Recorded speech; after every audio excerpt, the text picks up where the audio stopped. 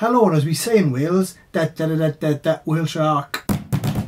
Whale shark! Just as a heads up, this one's not for kids. There are a few enjoyable misunderstandings in Welsh which are well known and are the result of unfortunate mutations. In a 1941 essay, E.B. White wrote, with his wife Catherine S. White, "Humour can be dissected, as a frog can, but the thing dies in the process and the innards are discouraging to any but the purely scientific mind."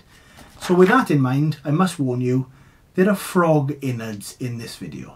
Once upon a time, a teacher sent his or her students home with a letter reminding them of the essentials they'd need for their school trip.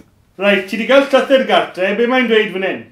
Darllen. Mae angen I fi cymryd dillad I newid, pa o Wellington boots, o fan hyn mae'n dweud, peidiwch ac anghofio eich fecking bwyd. Ich beth? Ich beth? Ich beth? A pecking boyd is a food package or packed lunch, and that's a completely legitimate way of saying that. But it does sound an awful lot like, don't forget your feckin' food. And, as they say, hilarity ensued. Peidiwch ac anghofio eich fecking bwyd. Ich beth? Next, it's time to enjoy some filling in forms humour. I can't wait. When you are filling in forms, it is sometimes necessary to put a tick in a box. I can't wait.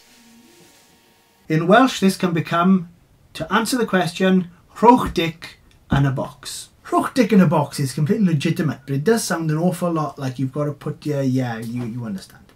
You understand. And finally, we have the term gwancus. What could possibly go wrong here? Gwancus is translated to voracious, though in casual use it can also stand for hungry or starving. And in the wonderful story I was told, a hungry father, impatiently waiting his food, declared at the dinner table, "Where is the food?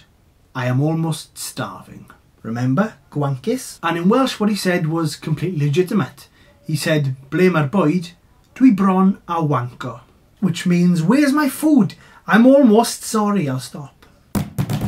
Whale shark! Fideos newydd pob dydd Mercher a dydd Sadwrn. Tan ysgrifwch, and please send in any of your well-known Welsh mutation mess-ups so that everyone here can get up to speed with these wonderful mistakes. Send them to this address here.